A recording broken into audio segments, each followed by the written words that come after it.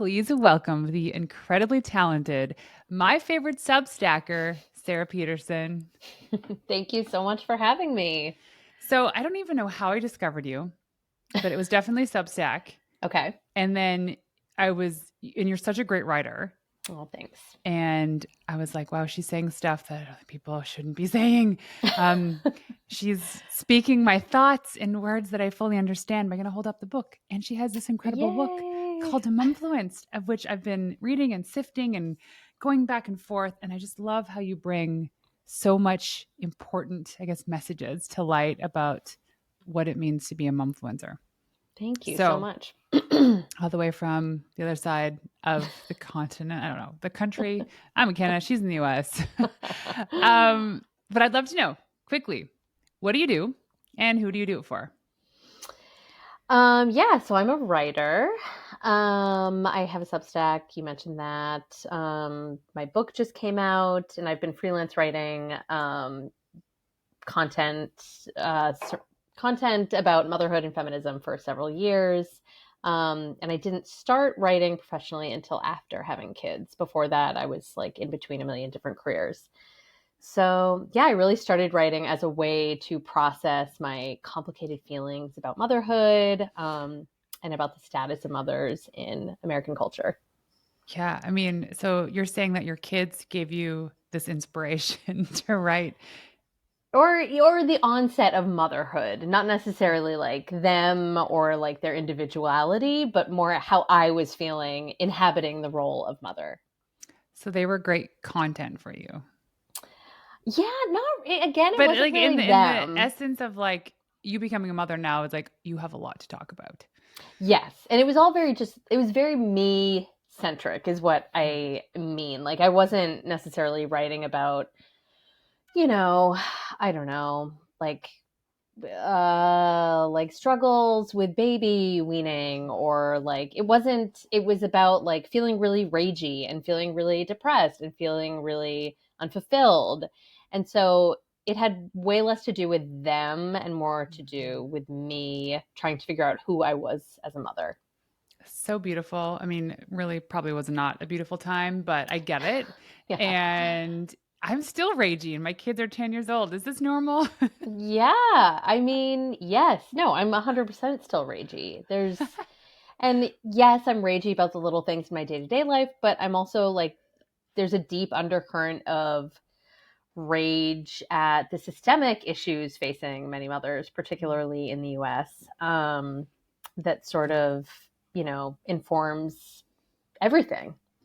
So So true. little systemic support, so little cultural respect for the labor of mothering. And I think, that is bound to make almost every mother ragey to an extent. Right. And then, but also, we're in this beautiful generation where not only do we see it, but we can talk about it and we can start Yeah, making a difference. So there's a totally. gift there. Because before it's like, you go, you have your baby at the hospital, you don't talk about it. If you're depressed and pain oozing out of every orifice, that's nobody else's business but yours. Yeah. And now you're Yeah. like, stake in the ground. I don't think so. We are collectively going through this as women. Why can't we talk about this publicly? Totally, totally. And yeah, I think even since I had my first kid, he's 10, like the difference between then and now in terms of the conversations we're having really feel big. At the same time, I had no like, I was the first in my peer group to have kids, so I didn't have access to like a vibrant motherhood community. I do think those communities are easier to access, now online and via social media, which can hopefully lead to IRL interactions. But yeah, it's been interesting to track the evolution of mom communities. Yeah. I mean, even to the other side of the spectrum, I've been seeing companies now offering menopause leave. Oh, wow. Like, That's where, incredible. right? Where, Oh where my is this gosh. coming from? Because again, women can't talk about it. And there was actually, and I think I talked about this in another episode. So there's a big stampede in Calgary called the Calgary Stampede. It's like Okay. all the cowboys go and the cowgirls. Yep. And there was a booth there. Yeah, I don't know the product and I should, but I was just so mesmerized by the fact that they have those little electrodes they hook up to your stomach and it's supposed to give you the sensation of period cramps. Oh, So this it goes, I guess, from 0 to 10, 10 being the most extreme. yeah. The lady that was womaning the booth, not manning the booth, pulled these two Calgary Stampede officers aside and said, "Hey, you should try this." The guy's like, "Yeah, whatever, put it on me. I got this," right? Big tough guy. And when she was like getting him all hooked up, she's like, "Just so you know, I would classify my PMS pains at about a 7." Yeah. And he's like, "Okay, cool." So she starts it, cranks him up to 1 and then 2 and then 3. He's squirming. He's uncomfortable. And he's like, "What does 7 feel like?" And then Yeah. he goes, "Wow." So all this to say is like now we're starting to talk about it and now we're trying to give men the sensation of what it's like to be a woman. That's And it's incredible. I know, I right? didn't know that existed. Every man should do it. I'm just joking. So anyways, you have this book called Momfluence, and I love it. You talk about, and what I love about this too is that you're bringing in all these stories of so many other women across so different cultures, socioeconomic statuses, all this stuff. What influenced you to write the book Momfluenced?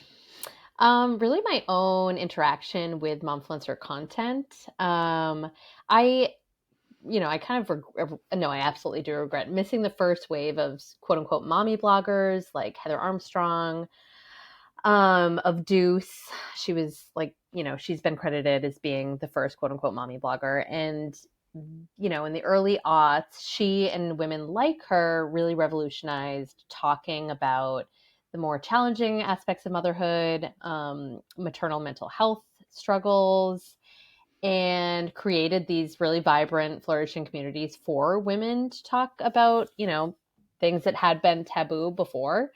And so I miss that. I think it would have been, really beneficial for me had I found those blogs. But the first blogs I interacted with were Naomi Davis's blog, Love Taza, and Amber Fillerup Clark's blog, which was then called Barefoot Blonde. And these were renditions of motherhood that were very, very stylized, very aesthetically driven, very joyful, very rooted in the feminine. Um, and I was consuming this content when I had a newborn and a toddler and was still struggling to just find myself as a mother. And I was looking at these blogs, seeing the joy that they were performing online, and really feeling like, why am I struggling to find that in my own life? And, are they doing something differently than me that I could do to access that same joy and sense of fun and adventure? Despite knowing that, of course, they had bad days. Their kids had tantrums. Their houses were messy at times. Like, I knew this intellectually, but I still wanted what I perceived that they had. And, I perceived myself to be lacking. So I started just following that trail, which ultimately, eventually led to Ballerina Farm. She has over 1 million followers on Instagram. She's a rancher in Utah, has 7 kids, is married to one of the children of the founder of JetBlue. And her whole thing is that she's sort of, she and her husband have this ranch. They're very like pioneer centric. She makes all her food from scratch. And so I'm just really fascinated with these performance of motherhoods that are rooted in the domestic, rooted in gender norms. And I think it's fascinating to look at where these ideals came from and how they're informing our lives today. Yeah. I All I could think about was the shame on my like how I felt so ashamed that I couldn't always have the curly hair, the perfect nails, the beautifully structured photo shoots with my family. I mean, maybe Right. we have like a couple falls where we came together and we were wearing matching shirts, and I was like so proud of myself because this is what you do all for the gram. And we just Right. gave up. I was like, you know what? We'll take a picture when it's and our photo shoots now are just whenever. Mm-hmm, mm-hmm. And I don't care anymore. And then there's this evolution now. I mean, obviously there's a lot of women that do a beautiful job of capturing beautiful moments. But now as of late, we're seeing kind of like the fall back to just having stuff that are not filtered, messy buns, no makeup, just Mm-hmm. came out of the gym doing their own thing. Maybe it was a great workout, maybe not. Maybe you just locked the door and you went in there and you were going on Instagram pretending to work out. I've done that before. Right. So now you're seeing this shift. Yeah, Yeah. yeah, yeah. And I think there's always been, since women have been sharing motherhood line online, there have always been those moms, that are speaking to quote unquote like hashtag real motherhood. Um, and I do think there's only so many pretty mommies in their pretty houses we can consume before we're tired of it and we want, like a profane mother, a funny mother, a vulnerable mother who's talking about hard things. And yeah, I think there will always be both of these, you know, both of these things will always be reflected online. And I do think, especially with TikTok, there is more emphasis on sort of unfiltered, grittier portrayals of motherhood. And I think post pandemic, we're also, a lot of us are really hungry for maternal advocacy and talk about, less individual things and more community things and more legislative issues that are impacting us. And yeah, I don't know. I think we all have like a new vocabulary for issues pertaining to motherhood that maybe pre-pandemic we didn't have. Do you think there's a shift or the shift happening? I think so. And I think in a funny way, the rise of like trad mom content. For anyone that doesn't know, trad mom or trad wife, just trad stands for traditional, and really what unites them is just an adherence to traditional gender roles. And I think the rise of content like this, skewing to more conservative, far right politics, is a reflection of the fact that so many mothers are becoming more outspoken and more progressive and more left leaning post pandemic. So, yeah, I feel like anytime with progress, it's one step forward, two steps back. But I do think we are seeing a sea change. I hope so. Yeah. And in Canada, we have great mat leave. Yeah. If Okay. you're not an entrepreneur, or if you're at Oh, least paying yourself like a salary with all the right structure. I mean, obviously that makes sense, but I right. just remember so I had both my boys are 11 months apart, Oh my in the gosh. same year that I started my agency. And I Oh was like, my oh, gosh. in order to be paid, I have to work.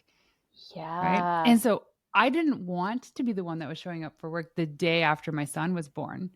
I Yeah. had to be the one. Oh my gosh. And people are like, wow, you're such a hustler. Like, good. I was like, no, no, this is not the example I'm trying to share at Totally. all.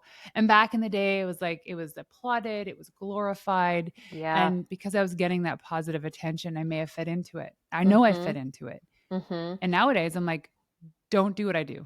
No, Right. don't do that. We are gifted in this country to be able to step away to be with our family. Why aren't we taking advantage of that? So Right. here we have that. I Yeah. know in the States, it's like, I remember before I even knew what mat leave was like in the US, my friends are like, yeah, I got to go back to work tomorrow. I'm like, but your baby's only 3 months old. What do you mean Yeah. back to, who's going to watch your baby? Right. Like, Right. who watches a 3 month old? How does that even work?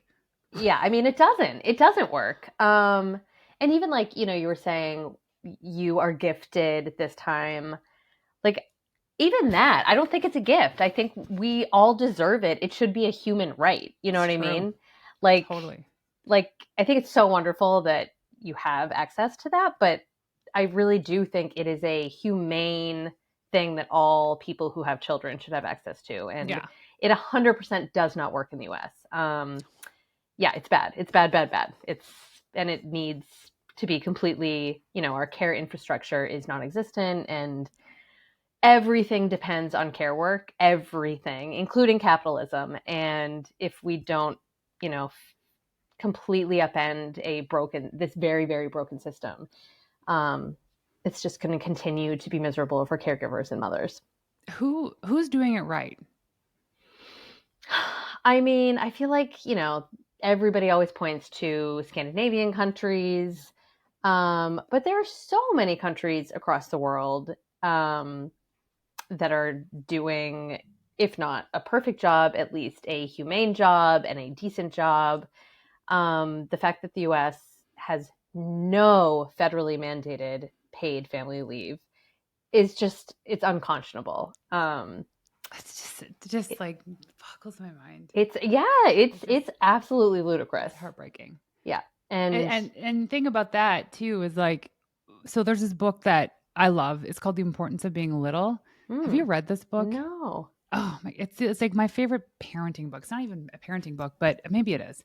She talks about how the most important thing for a child in and outside of school up to the age of like 7 or whatever, um, is positive physical touch, holding Oh, hands, hugging, embracing, that reinforcement, because that's what kids need. mm-hmm. And guess what? You can't do now. Right, right. And even so, like when I think about this 3-month-old, do they go to daycare in the Oh yeah, US? yeah. Yep, daycare. Whoa. And daycare is prohibitively expensive and inaccessible many times. Um, it's either daycare or a nanny, and both Yeah. options are really, really expensive, despite the fact that, you know, the caregivers working as nannies or in daycare facilities are not paid enough. No, they're not. So They're it's not. just, it's every angle is broken. So there's a co-working space here called, oh, why is it slipping my mind right now? Oh, productivity. So they Oh, instead of yeah. productivity, they throw the word kid in Yeah, there. yeah, I see that. And it's a co-working space that is connected to a childcare facility that they own. Yep, And then if you are a co-working resident, you get a discount on the daycare yep, and then you get first right of refusal. But what's cool, because I got a tour of all this, is their business model is they pay on average, I think it was like $5 per hour more for their educators mm, in their facility than anywhere else. And mm. obviously that comes back to the customer. But guess the type of women, mostly women, that are in that facility, they really care. Yeah. Because guess what? If you just pay them more because they're worth that much, they'll actually perform better. It's a crazy Mm-hmm. notion. It's a really Right, crazy notion. Um, right. but how cool is that? And That that's is not so cool. government subsidized. No, it's like she's the entrepreneur. She's like, I have twins, I have kids. This is what I want, and I'm going to create it for other women. Yeah, Thank you. yeah, totally. Okay, so getting back to your book, um, what? So in having these interviews and conversations with these women, were there any big and notable aha moments for you when you were chatting with these women, or even just doing the research for the book? Yeah, I mean, so many moments like that. Um, I think one, central aha moment is that the work that professional momfluencers are doing is not only like multi-skilled labor. They're wearing so many hats. They're writers, they're editors, they're artists, they're photographers, they're, business people. It's also incredibly difficult. It's also incredibly emotionally difficult labor in that there's a constant blurring between private and public life. There's a constant balancing act of how much do I share? How vulnerable should I be to be deemed quote unquote authentic? Um, how do I protect my privacy? How do I protect my children's privacy while also still being quote unquote real for my followers? So I think just the sheer difficulty of the work is not maybe well understood in, mainstream conversations about this stuff. But every single momfluencer I talk to, and I'm talking about, with monetized accounts, just spoke to this push and pull, to find balance, but to miss out on, just checking out at 5 at the end of the day, or checking out for 2 weeks on vacation and not having to worry about the algorithm like hiding their content Oh my when they came god. back. Okay, two So, two things yeah. on this. One is, do you know who Jillian Harris is? Yeah. Yes. So she lives like across the lake from me. Okay. Um, I remember one time. So if anyone don't doesn't know Jillian Harris, I guess she's an influencer. I don't know, maybe a momfluencer, but whatever. She's a incredible woman. Gives back to the community here in Kelowna. And I remember watching a stories from her maybe a year and a half, 2 years ago, when she was just kind of downloading her weekend plans. She's like, "Oh, this is the first weekend in a while where we don't have the photographer here, and I'm not shooting content." And I'm like, Yeah. But I mean, I'm like, but you only post like once or twice a day. Like, why is your, and it was just all consuming. Right. There's so much. And there was something else that I was going to say about this. Now I forget. We'll go back to what you were saying, but I wanted to interject with that because I don't believe people really understand what goes into it. Totally, totally. And the other thing that goes hand in hand with that is that the vast majority are not being paid that much. Brooke Aaron Duffy is an academic who wrote a book about influencer culture. And it came out a couple years ago, but she estimated that only 9% were making enough to support their families or to live on, as the sole income. And I'm sure that number has changed a bit since then, but there are also so many momfluencers, so many influencers competing. So if a brand reaches out to one and offers, 1,000 for an Instagram story, a post, and a reel, and the momfluencer says, no, that's not enough, I need 5,000, they can just say, okay, we're not working with you, and go down their list of 20 other very similar, momfluencers. So it's really, really hard unless you're in the top tier to make like incredible money. And I think there is this misconception that not only that it's easy, that you just take a few pretty pictures, but that they're all making like incredible scads of money. And that's just not the case. I've been influenced. I've been approached a couple times, Mm-hmm. and I'm like, it's not just. I don't know. It's not aligned with my values. But yeah, I'm curious how much I get paid, and it's like if you do 3 stories, a reel, and a couple posts, it'll be like $500. Totally. I go, but it's way more. Like I charge upwards to $200 an hour for some of the work that I do, and it's going to take me a day to put this together. Mm-hmm. Totally. And Totally. I get it because maybe my reach is not as great as Right. some people. I really don't have that big of a reach. But you know what? I have followers that do buy the books I recommend. They do buy the mugs and the stuff. I don't know what the numbers look like, but I Right. have influence. Right. Just a little. Totally. There's a little baby Right. influence. Yep. Yeah. It really fluctuates wildly in terms of payment. So these women, when they're the ones that you were speaking about in this book, when they were starting out on this journey, did they even consider this like a business or being an entrepreneur? Yeah, I think the majority did. Just because it has been, a viable income stream for, at least 10 years now. And, it's grown substantially since the onset. But yeah, I think as soon as people start gaining traction on social media and see that they can make money doing it, I think that influences how the account evolves and, the look and feel of the account, the, sort of ethos of the account changes in accordance to how much or how little money they're making. Mm. And many of these women also like were on trip. Oh my god, I can never say this word. Entrepreneurs. Entrepreneurs? Am I Sure. entrepreneurs? No, I don't think I'm saying it right. Wait, say it. There's entrepreneur. Entrepreneur. No. Yeah, I mean, there's a different way. You can say however you want, No. as long as I it always rhymes. okay, well, so many of them were like creating their own businesses in other like ways prior to having kids and sort of centering motherhood content. So, yeah, I think certainly that type of person is going to do better than maybe somebody who's really used to a structured 9 to 5 work schedule Mm. and, used to like very standard working conditions. I think you need to think on your feet. I think you need to be flexible. You need to be creative. You need to pivot if necessary. So I do think entrepreneurs, I Yes. still am not feeling like I'm saying it right. Business owners. Yes. Business owners and business creators do thrive in these conditions. Man, it is so tough. I have some friends that are so good at just capturing the essence of something. Like I'll go Mm-hmm. out for dinner with a bunch of women, and my friend Anna, she just has a way of documenting it. It's like, how do you even think that way? Like Totally. I don't like that video is not my memory of our dinner together, but you made Mm-hmm. it. So you really do have to be creative and think outside the box. For sure. For sure. Wow. So I now think that I want to hire a momfluencer to head up marketing for Oh my my God. business. Yeah, for sure. Wow, it is. It's true. I mean, that's probably one thing that's holding me back is I just can't even think of things. Like I posted a reel today and I'm like, I don't know. I don't know if that's good. I liked the music though. So we'll Hey, just you go know with what? that.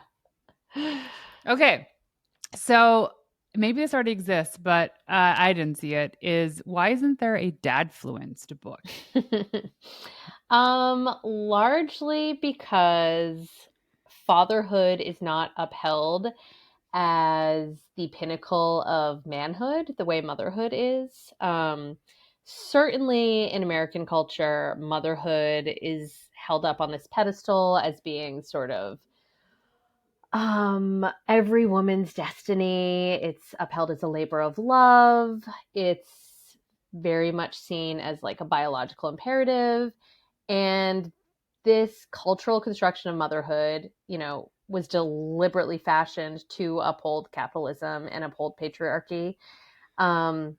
And yet, the same cannot be said of fatherhood. When you think of like a woman's life, you think of it as like little girl, ingenue, bride, wife, mother. You really think of it as being segregated into like chapters in a way that again you don't for men. Like it's really just little boy, man. There's not like when will you get married? When will you have kids? These questions are not asked of men the way they are of women. So true. Hmm. I feel like I've asked men that question, partially because out of spite for being asked the same question.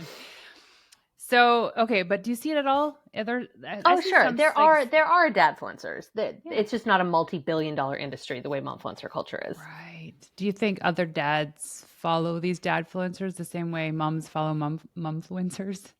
Yeah, but again, it's like you and I could probably talk to almost any mother we know, and they will have at least one story about falling down at least one momfluencer's, feed for like hours, just like Mhm. scrolling. And I don't think the same could be said of every dad you pull. Oh, so interesting. I talked to my husband about this, and if you talk to a man, from my experience, is like they look at how it's like the husband or the dad, his life is just like a 360 degree of everything from health to like wealth, relationships, business, activities, whatever it is. And then a mom, it's like the layer of mummying is so much thicker than anything else. Right. And, Right. and maybe it's because we carry that burden of worry with us everywhere we go. Right. We're often the default to Right. all things parenting. Right. And But and let's talk about that for a second. yeah. Do we do this to ourselves? No, I don't think we do. I think it's been done to us through centuries of, Mm. behavioral and cultural conditioning. A friend of mine, Chelsea Conaboy, wrote a book called Mother Brain, and it's about neuroscience and it's about sort of the myth of maternal instinct. Women are not biologically programmed to be better caregivers and better nurturers. Sure, people with uteruses, have the ability to grow a baby and to nurse a baby, but there's nothing inherent about, because I am a woman, I am better suited to caregiving.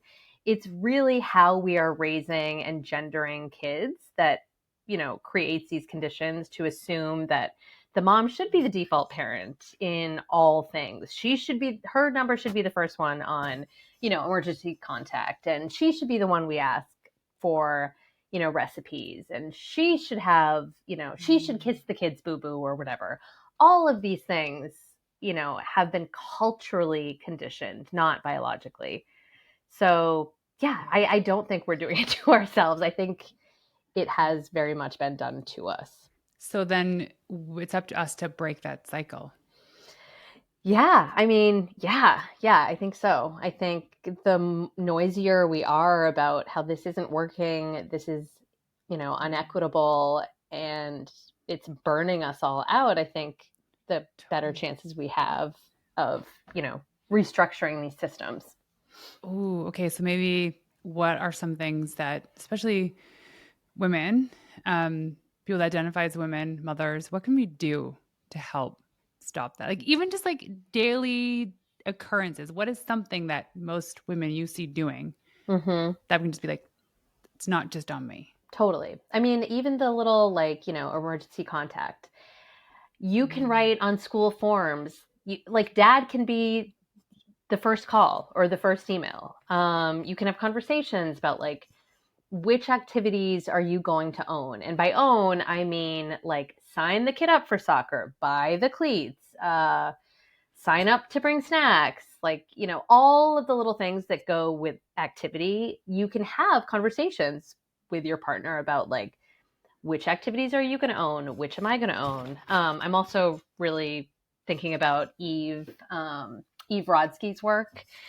She has two books. One is called Unicorn Space, and one is called Fair Play, and it's about gendered divisions of labor within the home. And she very much breaks this down. And Fair Play, in fact, is like a how-to guide for how to do this and how to share these tasks and how to ensure that the mother is not always the default parent for everything and the default cook, the default cleaner. You know, Yeah. so many tasks fall under this umbrella of domestic labor. Oh, I love it. A couple of things we do here is one is I protect my sleep like it's nothing else. Same. And I don't have a problem falling asleep at night, but if I get woken up in the night, I cannot go back to sleep. Hmm. And over the course of years, because of culture, I thought that I was just the de facto to my kids coming in the middle of the night if something happened or they had, whatever. Yep. And I just turned to Dan one day. I was like, listen, dude, you fall asleep like that no matter what. Yeah. I go, why does this make any sense that a child be coming to me? Right. And so about a year ago, we talked to the boys like, listen, don't go to mama. You Yep. go to daddy Yep. when there's something that comes up before and now they do. And it's so beautiful because I wear my little Yeah. earplugs and now I don't even hear Yes. them. And if I do, I pretend to be asleep so that they don't know that I'm Hmm. awake. Hmm. And the other thing I caught myself doing yesterday is I always drive our kids to like camps and school and whatnot in the Yep. morning, and our nanny picks them up. Yep. And I was talking to my husband's assistant. She's like, hey, Dan actually has an opening on Friday morning. He can maybe drive the kids to camp. Yep. And I said, oh, thank you. That'd be amazing. Super helpful. I really appreciate that. Yeah. Like, yes, those are things and words I should be saying, but why can't he just be responsible for that too anyway? Why can't he Right. just, and like, oh, it just blew Right. my mind. I was like, wow, it's like he's doing me a favor. Like, no, it's parenting. Right. Right. I have a Totally. business to run. I get it. He does too. It doesn't Yeah. matter who makes more money. Right. No, it doesn't. Yeah, for No. sure. Okay. So really quickly, a couple more questions. Are there any specific frameworks in your book that you teach? No. The Okay. short answer is no. It's not a prescriptive book. It's very much like a peeling back the onion layers type of book and trying to not only understand my own feelings about this culture, but to sort of use my journey through it as a way to encourage others to sort of self interrogate their feelings about it and maybe their own relationship with it, their usage of social media, their definitions of quote unquote good motherhood. Mm. Um, yeah. So it's that versus this is how to do it or this is how to be or this will Right. help. Here's the formula to get your husband to do everything. Yeah, no, that's not You've this book. solved the problem. Free childcare for all Americans now. Imagine that. So this is the book, Momfluenced. I Yeah. love the cover. It's very Oh, catchy. thanks. It's like a Thanks. retro-y kind of vibe. Yeah. Obviously totally my jam with the lights. Totally. Yeah. Um, anything else you want to add about the work that you're doing or something that may be predominantly profound for our listeners? Yeah, just if you are struggling in any way with maternal identity, there's a reason for that, and the reason is not you. Um, so many of these ideals were formed by white dudes in power hundreds of years ago, and we have just been trained to view them as natural or as the norm, and they're not. And, we really can create our own maternal identities, and we can opt out of ideals. And I think everybody will be a lot better if we do so. And if you're interested in any of this stuff, it's what I write about on my Substack. So, oh yes, please subscribe to it. Another thing I want to say too is when you find yourself reinforcing the patriarchy, don't feel ashamed of yourself, because we often subconsciously do this. for sure. Call yourself out and be Right. like, I'm going to change that next time. For sure. Yeah. Yeah. We've all got internalized misogyny, and Yeah. it's hard. It's hard. It is. And it takes courage, an audacious woman like you, a rebel, to be like, you know what? Nah, this isn't the way it's going to be going forward. So thank you for Thank you. weakening that chain. It's not yet broken. One last question for you. When I ask you what it means to be a wild woman, what is that to you? Oh my gosh. The first thing that comes to mind is like bralessness, which is ridiculous. Yeah. I Are have you wearing very a bra small right boobs, now? so like Me I too. am I call frequently them braless. my mosquito bites. Oh, I love it. Yeah. No, I don't know. I guess just rejecting somebody else's norms, and questioning those norms, and asking if they work for me or if they don't, and creating my own ideals. I love it. Well, Sarah, if people want to go online to find you, where can they go? So my Substack is the best place, and that's In Pursuit of Clean Countertops. And I'm on Instagram and Twitter, even though I think Twitter died yesterday. Threads. Yeah, I know. I gotta do Threads. At S. Louise Petersen. Well, thank you so much for joining us today. Thank you so much.